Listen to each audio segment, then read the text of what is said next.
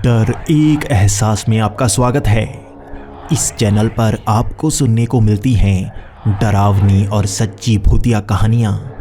तो अगर आपको ऐसी ही वीडियोस देखना पसंद है तो हमारे इस चैनल को सब्सक्राइब करना ना भूलें।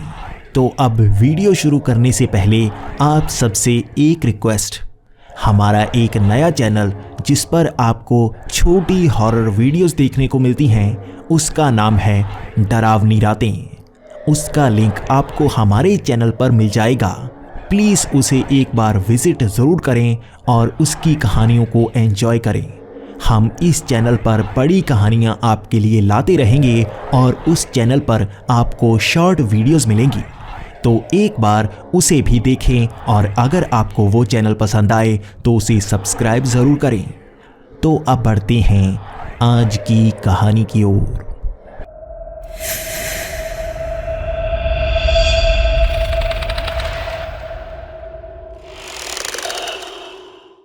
हेलो दोस्तों, मेरा नाम जॉन पार्किंसन है और मैं आपको ये नहीं बता सकता कि इस समय मैं किस जगह पर रहता हूँ, और इसका कारण है भूतकाल में मेरे साथ घटी एक बेहद ही डरावनी घटना। ये बात काफ़ी पुरानी है। उस समय मैं मिनीसोटा के एक छोटे से शहर में रहने के लिए आया हुआ था। यहाँ पर मेरी एक छोटी सी जॉब लगी थी जिससे मेरा घर चलने वाला था। मैं अकेला ही यहाँ पर आ गया था और मुझे एक घर किराए पर मिल ही गया था। इस घर की कीमत तो काफ़ी ज़्यादा थी, लेकिन मुझे किराए पर बहुत ही सस्ते में मिल गया था। मैं बहुत ज़्यादा खुश था क्योंकि सस्ता घर ढूंढना इतना भी आसान नहीं होता, लेकिन मेरा काम आसानी से हो गया था।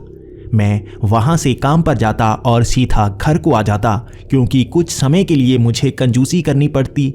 जब मैं थोड़ी सी सेविंग कर लेता, उसके बाद मैं अच्छी खासी मौज मस्ती कर सकता था। लेकिन इस घर में एक परेशानी थी। पड़ोसी वाले घर से हमेशा आवाज़ आती ही रहती, कभी रात के समय तो कभी दिन के समय। हमेशा वहाँ से खट खट की आवाज़ आती, जैसे कोई ना कोई ज़मीन या लकड़ी को ठोक रहा हो। मैं पहले सोचा करता कि शायद उनके कंस्ट्रक्शन चल रही है, इस कारण वहाँ से आवाज़ आ रही होगी। थोड़े समय बाद वो कंस्ट्रक्शन ख़त्म हो जाएगी तो मुझे सांस मिलेगी। लेकिन ऐसा 2 महीने तक चलता रहा। वहाँ से आवाज़ें आती ही रहती और ये हमेशा एक समय पर नहीं आती, कभी दिन के वक्त, कभी रात के वक्त।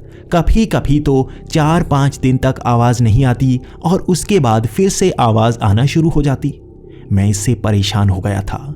मुझे सोना या आराम करना बहुत पसंद है, लेकिन इस आवाज़ के कारण मैं ऐसा नहीं कर पा रहा था और मुझे बहुत ज़्यादा गुस्सा आना शुरू हो गया था। एक दिन तो मैंने ठान ही लिया था कि मैं पड़ोसियों से ये कह दूंगा कि वो इस आवाज़ को करना बंद कर दें, वरना मैं पुलिस में कंप्लेंट कर दूंगा। मैं अपने घर के बाहर खड़ा हुआ था और इंतज़ार कर रहा था कि उस घर से कोई ना कोई बाहर निकले। मैंने देखा एक दंपत्ति जिनकी उम्र 50 साल के करीब होगी, वो दोनों घर से बाहर निकले। उन्होंने अपने घर को लॉक लगाया और उसके बाद वो गाड़ी से निकल गए। मैं उनको रोकना चाहता था, लेकिन मैंने सोचा कि उन्हें परेशान क्यों करना। जब वो वापस आएंगे तब मैं उनसे बात करूंगा। वैसे भी वो घर को बंद करके गए हैं, अब वहाँ से आवाज़ नहीं आएगी। लेकिन ये सब गलत था। उस दिन बहुत ज़्यादा आवाज़ आती रही। ये उसी घर से आ रही थी और मुझे अब ज़्यादा गुस्सा आना शुरू हो गया था। मैं ये सोच रहा था कि वो तो इस घर से चले गए हैं, फिर भी घर से आवाज़ कैसे आ रही है। मैंने सोचा घर के अंदर शायद कोई बच्चा होगा जो आवाज़ कर रहा होगा। मैंने सोचा कि वो थोड़े ही समय के लिए बाहर गए होंगे और वो बच्चा अब आवाज़ करता रहेगा और जब वो वापस आएंगे तब मैं उनसे बात करूँगा। लेकिन मैं पूरा दिन इंतज़ार करता रह गया और वो घर को वापस नहीं आई। मेरी छुट्टी भी खराब हो गई क्योंकि सारा दिन उस घर से आवाज़ आती रही और मैं आराम नहीं कर पाया। मुझे ज़्यादा गुस्सा आ गया था। अगले दिन भी मैंने काम से छुट्टी ले ली क्योंकि अब मैं इस परेशानी को दूर करना चाहता था। लेकिन अगले दिन भी वो दंपत्ति उस घर में वापस नहीं आए। उस घर में ताला लगा हुआ था। ये मेरे लिए हैरानी की बात थी, क्योंकि अगर उस घर में कोई बच्चा था तो उसे 2 दिन के लिए बंद करके थोड़े ना जा सकते हैं। ये तो कोई ना कोई गड़बड़ वाली बात लगती है। तीसरे दिन जाकर वो दंपत्ति उस घर में वापस आए, लेकिन जैसे ही उस घर में वो वापस आ गए, वो आवाज़ आना बंद हो गई। मैं देखता रहा। वो लगभग 2 दिनों तक उसी घर में रहे और बाहर नहीं निकले। उन 2 दिनों में उस घर से बिल्कुल भी आवाज़ नहीं आई। अब मेरे लिए एक बात तो पक्का हो गई थी कि वो जब घर में होते हैं तब आवाज़ नहीं आती, और जब वो उस घर से बाहर निकलते हैं उसके बाद वो आवाज़ आना शुरू होती है। यहाँ कुछ गड़बड़ हो सकती है। पहले तो मैं आस पड़ोस में जाकर ये पता करना चाहता था कि इस घर में कोई परेशानी वाली बात तो नहीं, कहीं यहाँ पर कोई गड़बड़ तो नहीं चल रही। इसके बाद मैंने एक बुजुर्ग आदमी से पूछा जो पास के ही घर में रहता था। मैंने उनसे पूछा कि इस घर में कौन रहता है और यहाँ पर कितने बच्चे रहते हैं, और क्या ये बच्चों को अंदर ही बंद करके चले जाते हैं। उसके बाद उस बुजुर्ग ने यह बताया कि इस दंपत्ति के कोई बच्चा नहीं है और ये दोनों अकेले ही रहते हैं। ये थोड़े से अजीब हैं और कम लोगों से ही मिलते हैं। ये ज़्यादा बात नहीं करते और कम ही जवाब देते हैं।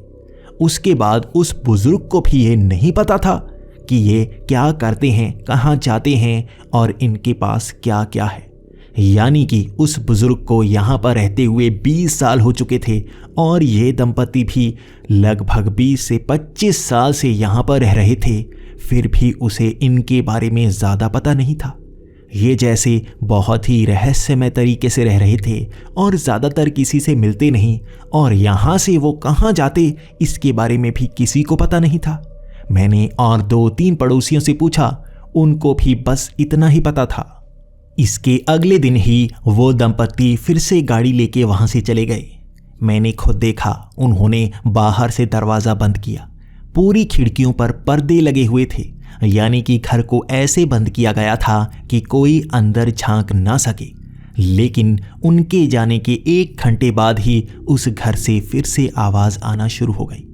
ये फिर से वैसी ही ठक ठक की आवाज़ थी, और अब मुझे पता तो करना ही था कि उस घर से आवाज़ क्यों आ रही थी।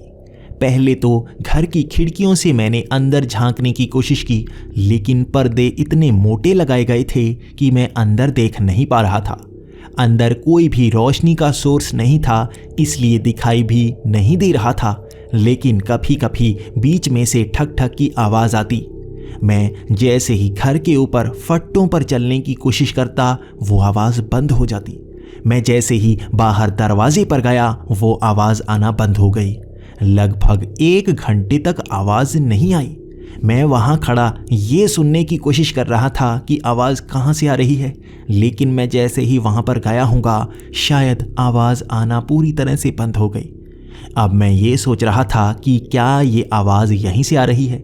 उसके बाद मैं बाहर गार्डन की तरफ चला गया और लगभग 1 घंटे वहीं पर खड़ा रहा। उसके बाद वो आवाज़ आना शुरू हुई। मैं एक चीज़ समझने लगा था कि जो भी आवाज़ कर रहा है वो ये सोचकर आवाज़ कर रहा है कि ऊपर कोई आना जाए, और उसे लगता होगा कि वो दंपत्ति ऊपर आया होगा। जैसे ही वो ऊपर आते होंगे, वो आवाज़ करना बंद कर देता है। शायद यहाँ किसी को बंद करके रखा गया है, जो इशारे करके कहने की कोशिश कर रहा है कि उसे बचाया जाना चाहिए। मुझे उसके बारे में पता करना ही था। मैं अब फट्टों पर बिल्कुल नहीं चल रहा था और बाहर घास पर चलकर उस आवाज़ को सुनने की कोशिश कर रहा था। मैंने उस आवाज़ को सुना। वो ऊपर वाले कमरों से नहीं बल्कि नीचे से आ रही थी। ये नीचे से एक जाली से आवाज़ आ रही थी जो बिल्कुल नीचे बेसमेंट में जाती थी। यहीं से वो आवाज़ कर रहा होगा। ये कौन हो सकता है? मैं उस जाली के पास गया और आवाज़ लगाकर नीचे बात करने की कोशिश करने लगा। तुम कौन हो? क्यों आवाज़ कर रहे हो? क्या तुम्हें इन्होंने बंद करके रखा हुआ है? मैंने काफ़ी कोशिश की, लेकिन वहाँ से ज़्यादा आवाज़ नहीं आई, बल्कि थोड़ी थोड़ी देर बाद खटखट की आवाज़ आती रहती। लेकिन थोड़ी देर बाद मुझे एक आवाज़ सुनाई दी। ये एक छोटे से बच्चे की आवाज़ थी। मैंने धीरे धीरे उससे सवाल पूछने शुरू कर दिए। मैंने उससे पूछा, क्या तुम्हें यहाँ पर बंद करके रखा गया है? तुम सारा दिन आवाज़ क्यों करते रहती हो? और तुम बेसमेंट में क्या कर रहे हो? जब घर को बंद किया गया है तो तुम्हें बाहर क्यों नहीं निकाला गया? ये सारे मेरे सवाल थे। लेकिन उसने भी एक एक करके जवाब देने शुरू कर दिए। उसने कहा कि ये दंपति बहुत ही खतरनाक हैं। इन्होंने कई सालों पहले से यहाँ पर लोगों को मारना शुरू किया है। ये शैतानी शक्तियों को अपने काबू में कर सकते हैं। मुझे इन्होंने इस तरह से बंद करके रखा है। मेरे माता पिता को इन्होंने मार दिया और मुझे यहाँ पर कैद करके रखा है। ये मेरी बलि देना चाहते हैं। ये किसी तरह की शैतानी रस्म करना चाहते हैं जिसके बाद ये मेरी बलि दे देंगे। मुझे यहाँ से बाहर निकालो। उसकी आवाज़ में एक डर था, एक सिसक थी और मुझे भी दया आनी शुरू हो गई। मैं उसे बचाना चाहता था। मैंने उससे कहा, रुको, मैं पुलिस को लेके आता हूँ, लेकिन उसने मुझे रोक दिया। उसने कहा कि ये दंपति बहुत ज़्यादा पैसे वाले हैं और इनका रसूख बहुत ज़्यादा है। इनकी पहचान वाले यहाँ पर पुलिस वाले भी हैं, तो पुलिस वाले इनके खिलाफ एक शब्द तक नहीं सुनेंगे और तुम्हें और मुझे भी गायब कर देंगे। इनकी पहचान बहुत ज़्यादा है। अब मुझे भी डर सा लगने लगा था, तो मैंने उससे पूछा कि तुम्हें मैं कैसे बचा सकता हूँ। तो उसने कहा, तुम्हें मुझे इस कमरे से निकालना होगा, बेसमेंट का दरवाज़ा खोलना होगा, तभी मैं बाहर आ सकता हूँ। मैं उससे जानना चाहता था कि इसे मैं कैसे खोल सकता हूँ। क्या मैं खिड़की तोड़कर खोलने की कोशिश करूँ? तो उसने कहा कि तुम्हें ध्यान रखना होगा, यहाँ पर वो बहुत जल्दी वापस आ जाते हैं। उससे पहले पहले तुम्हें मुझे इस कमरे से बाहर निकालना होगा। मैं वहीं पर खड़ा बात किए जा रहा था तो मैंने गाड़ी की आवाज़ सुनी। इस गाड़ी की आवाज़ को मैं पहचानता था। इतने समय से इस आवाज़ को मैं सुन रहा था। ये इस घर में रहने वाले उस दंपति की कार थी। मैं भागता हुआ अपने घर की तरफ गया क्योंकि मैं उनसे पकड़ नहीं होना चाहता था। वो अगर मुझे इस घर के पास देख लेते और ख़ास तौर पर इस जाली के करीब देख लेते तो शायद मुझे नुकसान पहुंचा सकते थे। मैं भागता हुआ घर के अंदर चला गया और खिड़की से छोटा सा पर्दा एक तरफ करके उनको देखने लगा। उन्होंने दरवाज़ा खोला और वो घर के अंदर चले गए। उन्होंने लाइट नहीं जलाई। वो घर के अंदर थे। उन्होंने कुंडी लगाई लेकिन लाइट नहीं जलाई। वो कहाँ गए मुझे नहीं पता, लेकिन बिना लाइट के पर्दे लगाकर वो घर के अंदर रह रहे थे ताकि कोई अंदर ना देख सके। फिर भी अंधेरे में वो घर में क्या करते होंगे, मैं सोचता रह गया। लेकिन मुझे उस बच्चे की मदद करनी थी, तो मैंने सोचा कि मैं ज़रूर ही घर के अंदर घुसूंगा और दरवाज़ा खोलने की कोशिश करूंगा। यकीनन मैं ऐसा ही करने वाला था। लगभग 2 दिन बाद वो दंपति फिर से गाड़ी लेके वहाँ से निकले।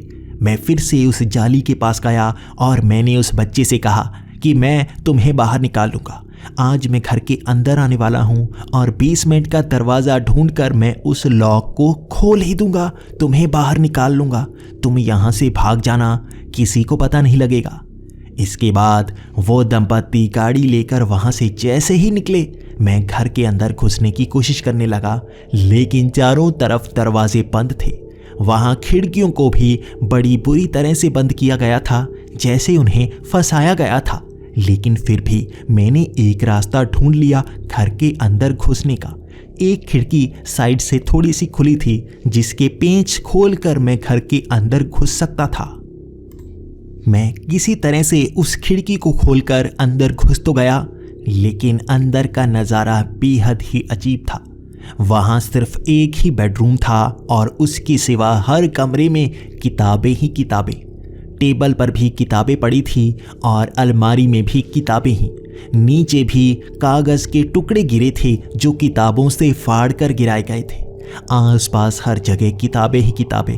कुछ छड़ियाँ भी वहाँ पर पड़ी थी और कुछ मसाले भी पड़े थे। काफ़ी अजीब सा नज़ारा था, लेकिन मुझे उससे क्या करना था? मुझे तो उस दरवाजे को खोलना था जो नीचे बेसमेंट तक जाता।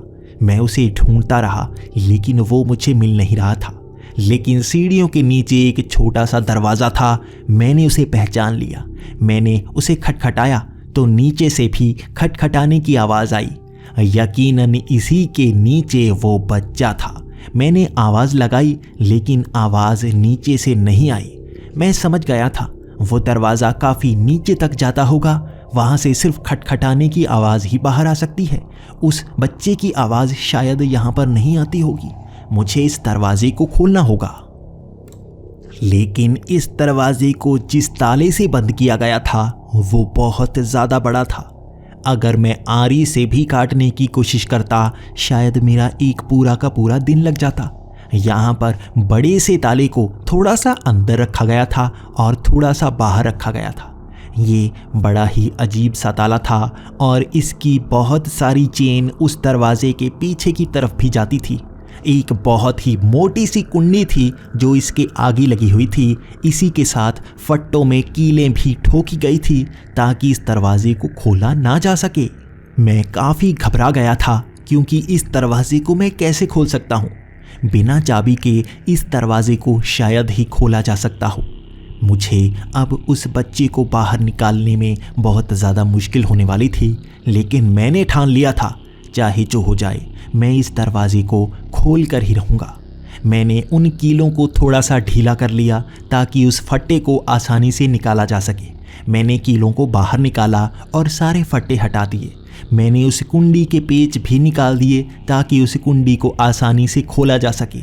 लेकिन उस ताले को खोलने के लिए मुझे चाबी का इस्तेमाल ही करना पड़ता और वो चाबी मुझे ढूंढनी ही पड़ती। मैंने दोबारा से उन फट्टों को, उन कीलों को वैसे ही लगा दिया, लेकिन मुझे वो खोलने में अब ज़्यादा परेशानी नहीं होगी। मैंने उस कुंडी को भी टेढ़ा करके फंसा दिया ताकि देखने में ऐसा लगे कि वो लगी हुई है, लेकिन मुझे पता है उसे निकालने में मुझे 10 सेकंड का समय लगेगा। अब बस मुझे वो चाबी चाहिए। मैंने पूरे घर में उस चाबी को ढूंढने की कोशिश की। उस ताले की चाबी बेहद ही टेढ़ी होती होगी क्योंकि ताले को मैंने पहचान लिया था। उस ताले में चाबी नीचे से ऊपर की तरफ जाती और वो थोड़ी सी टेढ़ी होती। उसके बाद उसे घुमाने से वो ताला खुलता। ऐसी चाबी को मैं बड़ी ही आसानी से पहचान सकता हूँ, लेकिन पूरे घर में कोई और चाबी थी ही नहीं। मैंने काफ़ी कोशिश की लेकिन मैं चाबी को ढूंढ नहीं पाया। तो मैं उस घर से बाहर आ गया और बाहर आकर मैंने दोबारा से उस खिड़की को लगा दिया ताकि किसी को शक ना हो जाए। मैं उस जाली के पास उस बच्चे से बात करने के लिए गया और मैंने उससे कहा कि तुम्हें बचाने की मैं पूरी कोशिश करूँगा, लेकिन मुझे चाबी चाहिए। मैं ऐसी चाबी को नहीं पहचान पाया। मुझे घर में कोई चाबी नहीं मिली। बिना चाबी के मैं उस ताले को नहीं खोल सकता और वो परिवार वाले भी कभी भी यहाँ आ सकते हैं, तो मुझे यहाँ से जाना होगा। तो उस बच्चे ने कहा, क्या वो चाबी थोड़ी सी अजीब है? क्या वो चाबी थोड़ी टेढ़ी सी है? तो मैंने जवाब दिया, हाँ, वो टेढ़ी सी चाबी होती होगी, लंबी होगी क्योंकि ताला काफ़ी बड़ा है। क्या तुमने वो चाबी देखी है? तो उस बच्चे ने कहा, हाँ, वो चाबी उस बूढ़े के गले में हमेशा लटकी रहती है। शायद वही चाबी से इस ताले को खोला जा सकता है। तुम्हें वो चाबी उस बूढ़े के गले से निकालनी ही होगी। सिर्फ इतनी ही बात करके मैं दोबारा अपने घर के अंदर आ गया। अब मुझे पूरी तैयारी करनी थी क्योंकि जैसे ही वो दंपत्ति यहाँ पर आते उसके बाद उस बूढ़े के गले से मुझे चाबी लेनी ही पड़ेगी। उस चाबी से मैं उस ताले को आसानी से खोल लूँगा। मुझे इस तरह से तैयारी करनी है कि मैं उस घर के अंदर आसानी से चला जाऊं और उस दरवाजे को खोलकर उस बच्चे को बाहर निकाल ही लाऊं। लेकिन मुझे उस घर के अंदर ऐसे जाना है कि मैं आवाज़ ना करूं, क्योंकि अगर मैं पकड़ हो गया तो उस तहखाने में एक नहीं 2 लोग कैदी हो सकते हैं। दूसरा मैं नहीं बनना चाहता। मैंने तैयारी कर ली थी। आज शाम को ही वो दंपत्ति वापस आ गए और मैंने सोचा था आधी रात को मैं उस घर के अंदर जाऊंगा, उस बूढ़े के गले से चाबी निकालूंगा और उस तहखाने के दरवाजे को खोल ही दूंगा, उस बच्चे को बाहर निकाल ही लाऊंगा। लगभग आधी रात के समय मैं उस घर के अंदर घुसने की तैयारी करने लगा। मैंने फिर से उस खिड़की के पेंच खोले और बिना आवाज़ किए उन्हें नीचे रख दिया। मैंने खिड़की को बड़ी ही आसानी से खोल लिया और पर्दे को पीछे करके मैं घर के अंदर घुस ही गया। मैंने देखा वहाँ पर उसी तरह किताबें पड़ी थी। उनकी बिल्कुल भी सफाई नहीं की गई थी। ऐसा लग रहा था जैसे वो घर के अंदर आते हैं सिर्फ सोने के लिए। वहाँ किचन में भी किताबें ही किताबें पड़ी थी और कई बर्तन तो उसी तरह से बिखरे पड़े थे जैसे मैंने पिछले दिन देखे थे। यहाँ पर वो कैसे रहते हैं, क्या खाते हैं, क्या वो यहाँ पर सिर्फ सोने के लिए ही आते हैं? मेरे पास सोचने का वक्त नहीं था, मुझे वो चाबी ढूंढनी थी। मैंने घुटनों के बल आगे बढ़ना शुरू कर दिया क्योंकि मैं आवाज़ नहीं करना चाहता था। वहाँ जैसे ही मैं कागज़ पर पैर रखता शायद आवाज़ हो सकती, इसीलिए मैं छोटे छोटे कदम आगे बढ़ा रहा था। मैं उनके बेडरूम के काफ़ी पास तक पहुँच गया और मैंने ज़रा भी आवाज़ नहीं की। मैंने देखा कि उस दंपत्ति के गले में चाबी होनी चाहिए, लेकिन वो वहाँ पर नहीं बल्कि मेरे पास वाले टेबल पर पड़ी थी। मेरा काम बहुत ज़्यादा आसान हो गया।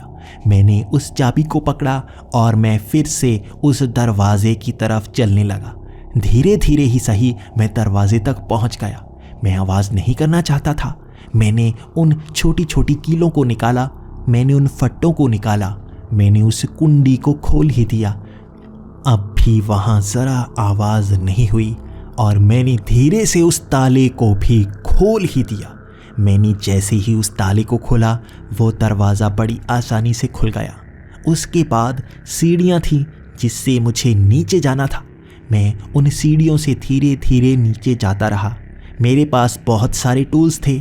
मुझे पता था नीचे भी दरवाज़ा हो सकता है और मुझे उस दरवाज़े को भी आसानी से खोलना होगा। मैंने नीचे जाकर उस दरवाज़े को देखा जो नीचे बनाया गया था। ये छोटे आकार का दरवाज़ा था जिस पर सिर्फ कुंडी लगी थी। वो कुंडी बाहर से लगी थी, इसलिए मैंने आसानी से वो कुंडी खोल दी। उसके बाद नीचे तहखाने में एक कमरा था। वहाँ बहुत ज़्यादा सफाई थी और मकड़ी का एक जाला तक नहीं लगा था। वहाँ ऐसी सफाई देख मैं हैरान था। मुझे लगा शायद वो बच्चा सफाई करता होगा, लेकिन यहाँ पर पैरों के निशान तक नहीं थे। यहाँ नीचे मिट्टी बिछी हुई थी और उस पर सिर्फ मेरे पैरों के निशान बन रहे थे। मुझे लगा शायद बच्चा किसी कोने में पड़ा होगा या उसे बांध कर रखा गया होगा, लेकिन आसपास से अब आवाज़ नहीं आ रही थी। वो बच्चा कहाँ हो सकता है? तभी सामने से एक छोटा सा संदूक हिलने लगा। वो काफ़ी धीरे धीरे हिल रहा था। मैं समझ गया था अगर वो ज़ोर से हिलता तो बच्चे की आवाज़ सुनकर वो दंपत्ति नीचे आ जाते। उस संदूक को खोलना ही होगा। शायद उस संदूक में उस बच्चे को कैद करके रखा गया होगा। लेकिन मैं सोचने लगा उसे खाना कैसे खिलाते होंगे, नीचे कैसे आते होंगे। मुझे सोचना नहीं चाहिए था। मैं भागता हुआ गया। मैंने उस संदूक को खोलने की कोशिश की। वो भारी भरकम संदूक जैसे किसी को बंद करने के लिए बनाया गया था। उस पर काफ़ी ज़्यादा जेवरात लगे हुए थे। उस पर बहुत सारे चमकीले से स्टोन लगे हुए थे। मैंने जल्दी से उसकी कुंडी खोली और वो हिलता हुआ संदूक एकदम से रुक गया। मैंने जैसे ही उस संदूक को खोला मेरी आंखें खुली की खुली रह गईं। उस संदूक के अंदर कुछ नहीं था। वो खाली संदूक कैसे हिल रहा था?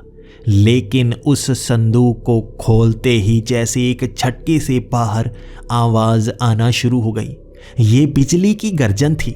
उसके बाद बाहर जैसे आंधी चलने लगी और घर के अंदर भी जैसे रोशनी चमकनी शुरू हो गई। मुझे रोशनी का सोर्स नज़र नहीं आ रहा था, लेकिन रोशनी अपने आप चमक रही थी। कमरे के अंदर भी जैसे हवा चलनी शुरू हो गई थी। मैंने देखा एक काला साया हवा में ऊपर को उठ रहा था। उसका आकार पहले छोटा सा था, लेकिन धीरे धीरे वो आकार बड़ा होता गया। मैं घबरा चुका था।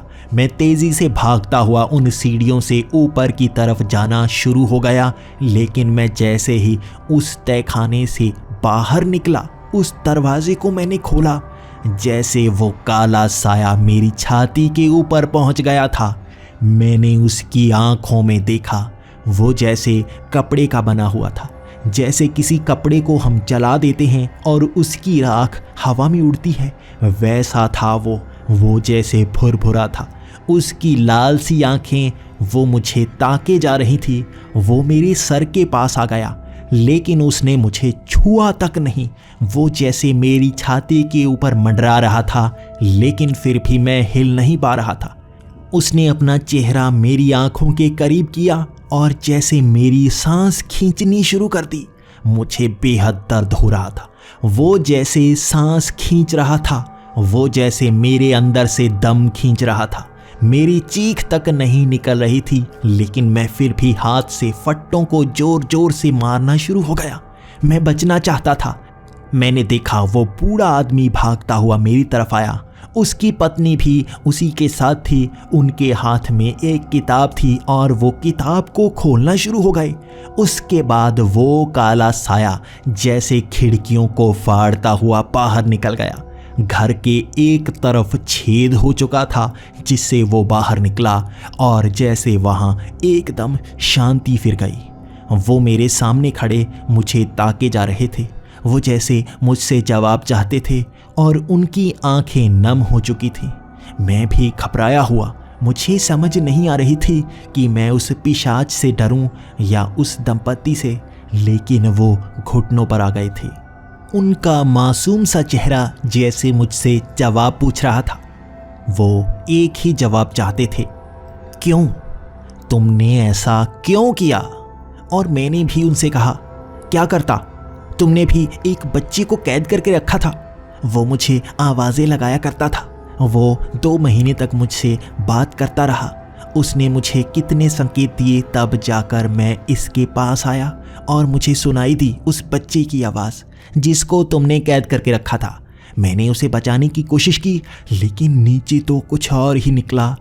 तो उन्होंने बताना शुरू किया कि नीचे कोई बच्चा कभी था ही नहीं।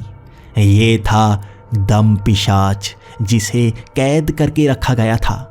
ये उस गुफा से निकला था जो इन्हीं घरों के पीछे वाले जंगलों से मिला था। तुम्हें पता है 10 साल पहले यहाँ पर कितने लोगों की मौत हुई थी? किसी को नहीं पता कि वो बीमारी कौन सी थी। हमें पता है इस दम पिशाच ने उन्हें मारा था। लोगों की चमड़ी सड़ गई थी क्योंकि इसने उनका दम निकाल दिया था। ये सांसें खींचकर उनकी आत्मा को खुद में समा लेता है और उनकी चमड़ी तक सड़ जाती है। एक ही दिन में उनकी चमड़ी ऐसी सड़ती है जैसे सालों से वो लाश वहाँ पर पड़ी हो। बड़ी ही मुश्किल से हमने ऐसा बक्सा बनाया जिसमें उस दम पिशाच को कैद किया जा सके। हमारे साथ बहुत लोगों ने मदद की थी, तब जाकर हम उस एक दम पिशाच को कैद कर पाए थे। वो बहुत शक्तिशाली होता है और तुमने उसे बाहर निकालने में मदद कर दी। वो तुम्हें मार देता अगर हम तुम्हारी मदद ना करते। तुम्हें पता है उसकी शक्ति बढ़ती जाएगी और वो फिर से लोगों को मारता जाएगा। वो जितने लोगों का दम निकालेगा उसकी शक्ति उतनी ज़्यादा बढ़ जाएगी। हमें उसे रोकना होगा। वो ज़रूर उन गुफाओं के पास गया होगा। इस जंगलों में एक ही गुफाएं हैं जहाँ से शायद वो निकला था। हमें उसे ढूंढने के लिए फिर से वहाँ पर जाना होगा। मैं भी काफ़ी मायूस था और मैं भी उनका साथ देना चाहता था। उन्होंने कहा कि हमें उसे पकड़ना होगा, हमें पुलिस को बुलाना होगा। पुलिस को भी पता है कि 10 साल पहले क्या हुआ था। उसे इसी कारण यहाँ बंद करके रखा गया था क्योंकि हमें यहाँ पर पूजा पाठ करना पड़ता है। हमें शैतानी शक्तियों को काबू करना पड़ता है। इसीलिए इस घर को लिया था हमने। यहाँ पर हम बस यही काम करने के लिए आते हैं और उसकी देखरेख करने के लिए आते हैं ताकि कोई यहाँ पर आ ना पाए। इसके अगले दिन लगभग 30 पुलिस वाले वहाँ पर मौजूद थे। हम सबको उन गुफाओं में जाना था।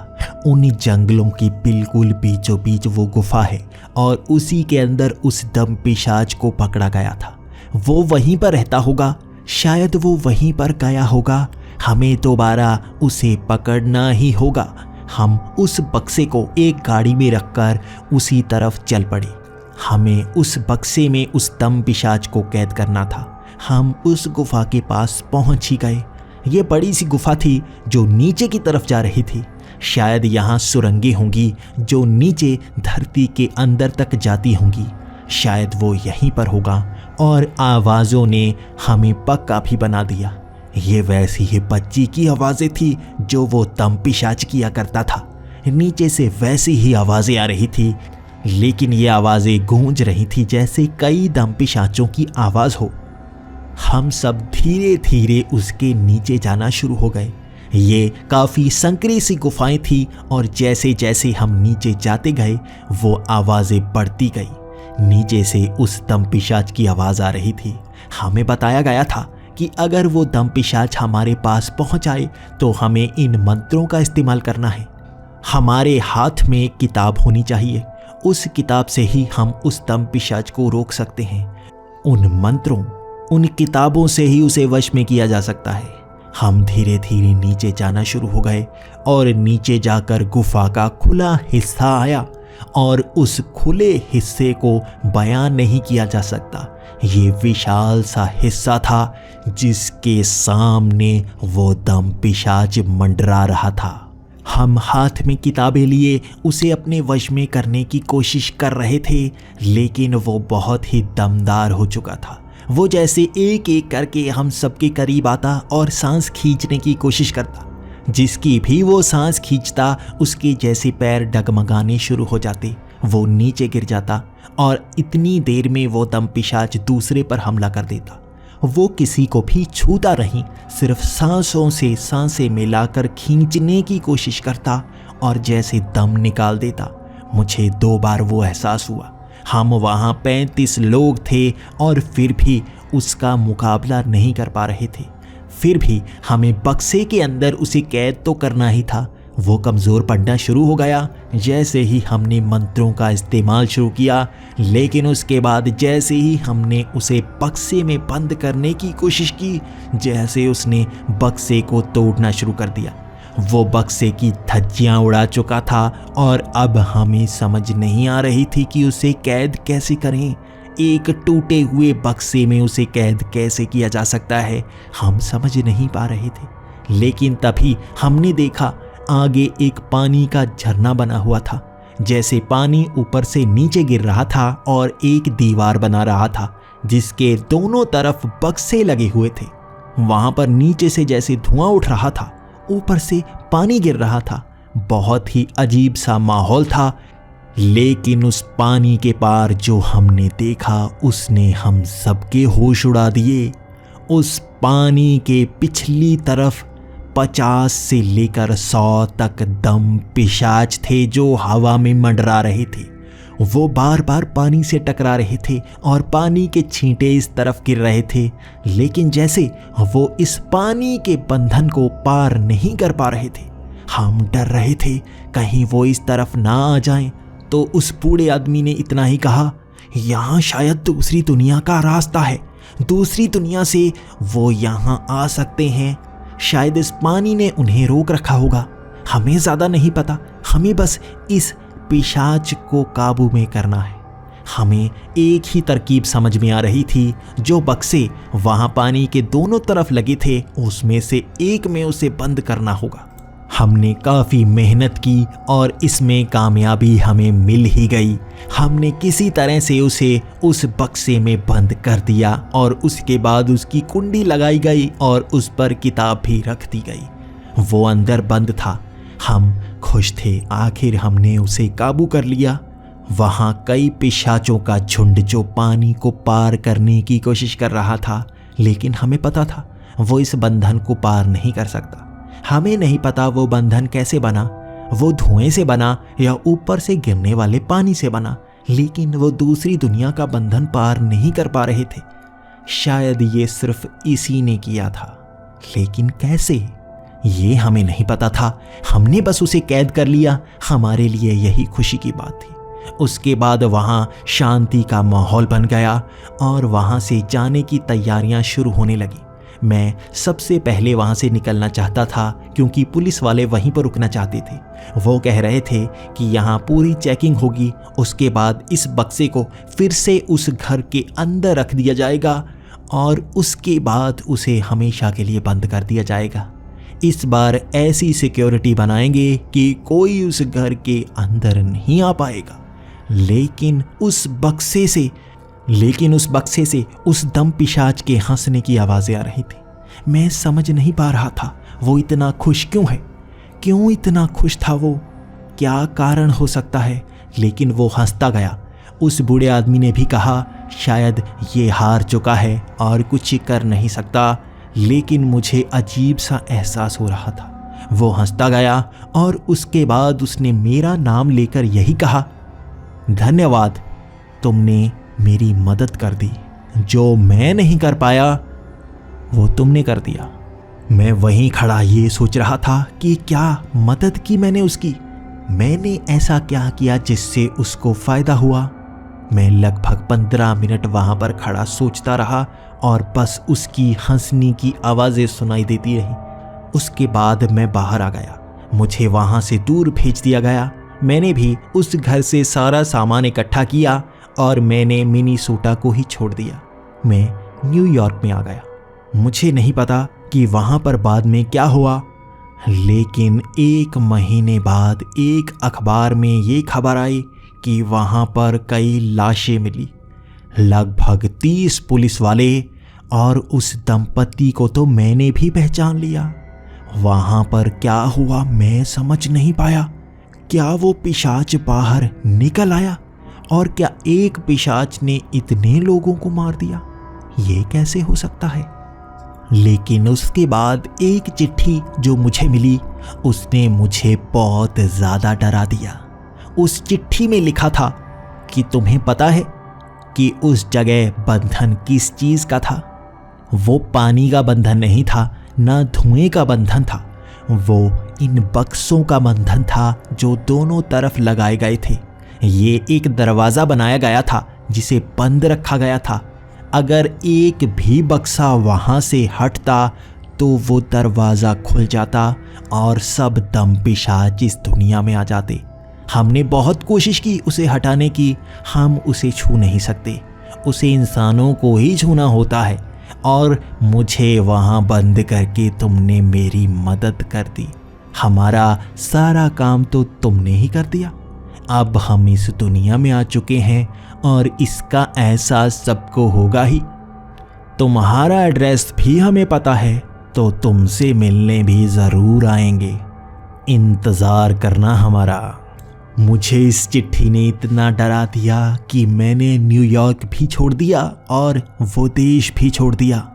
आज भी मैं अपना एड्रेस किसी को नहीं बताता, लेकिन मैं खबरों में ये देखता रहता हूँ कहाँ कहाँ लोगों की मौत ऐसी हुई है कि उनका खून सूख गया, उनका शरीर जैसे घंटों में ही इतना सड़ गया जैसे सालों में सड़ जाता है। मैं एहसास कर पाता हूँ उनका आक्रमण कैसा होता है। वो 50 से ज़्यादा की संख्या में इकट्ठे चल रहे हैं। शायद वो मेरा पीछा कर रहे हैं। आज भी मैं भागने की कोशिश कर रहा हूँ, लेकिन मैं ये सोच नहीं पा रहा उनसे दूर कब तक जा पाऊँगा। क्या वो मुझे ढूंढ लेंगे? क्या सरकार दुनिया को बता पाएगी कि क्या हो रहा है? ये कोई बीमारी नहीं है जो अलग अलग देशों में फैल रही है। ये कुछ और है।